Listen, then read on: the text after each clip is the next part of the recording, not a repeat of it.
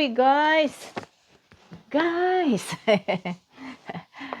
Dumating na ba ang inyong sulat na ganito? Hindi po pera. Hindi po. Census.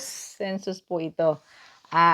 Bawat household ay papadalhan ng sulat na ganito para kayo ay ma-census. Ayun. Ayan. Every 5 years guys ang census na ito ng Canada. Census po ito ng mga tao na nakatira sa inyong household, sa inyong kabahayan. Kung ilan kayo, pamilya ninyo, pamangkin ninyo, nanay, tatay, mayroon ba kayong renter, mga ganyan. Ano ho. So, dumating ang sulat kong ito kahapon lang. May kahapon. May 5. Yun. At agad ko nang sinagutan. Kasi ho, ito importante.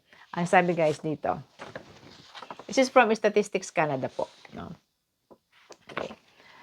Ang sabi dyan, Dear resident, this letter provides instructions for completing your household's 2026 census questionnaire. Please complete it by May 12, 2026. Nagmamadali May 12, kararating lang ngayon kahapon.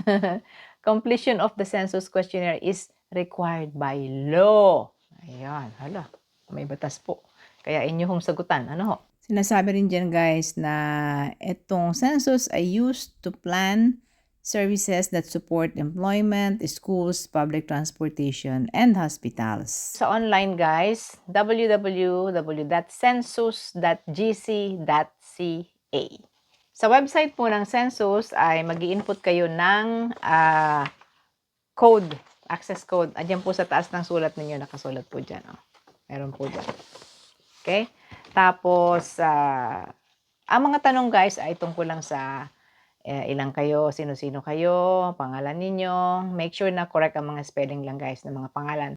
Date of birth, and then magkaano-ano kayo sa isang household, anong inyong gender, you can choose your gender.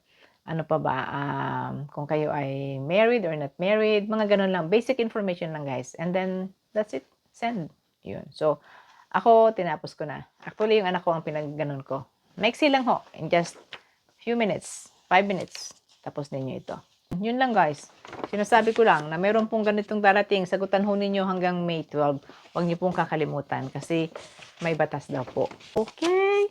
Good luck sa inyong pagsisensus 2026. Bye. Si Ate Manchi from Toronto.